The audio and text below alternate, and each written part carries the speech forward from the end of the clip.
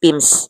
Kaya doon po, tingnan nyo po, watch my videos, related videos, and makikita nyo po sa description box ng mga links, FB page, ano pa ba, lahat ng mga links, mga email address ng NRCO, mga ganon. Nandun na po lahat yung mga importanteng mga bagay at mga information na dapat nyo pong malaman.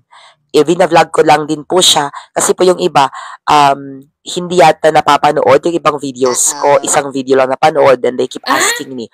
So, naisip ko na pagsama-samahin na kasi malapit na po ang deadline para makatulong po tayo sa mas marami pang mga kababayang OFWs na mga ma'am at sir. Yan.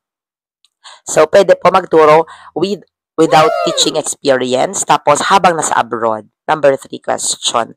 So, ideally kasi, typically,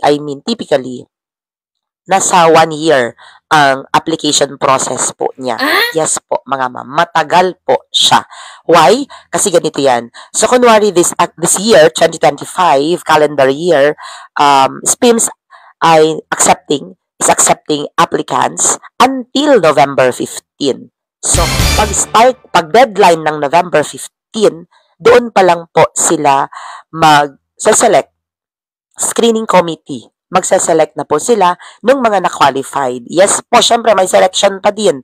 Hindi naman po pwede na lahat na nag-apply ay tanggap po kaagad. Oh, no!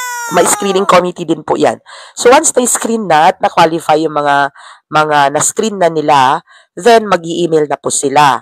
So, pag nag-email po sila, once you receive your email, ang unang sasabihin po doon ay welcome, ganito, ganyan, tapos confirmation, acknowledgement ng inyong application, and here are the list, checklist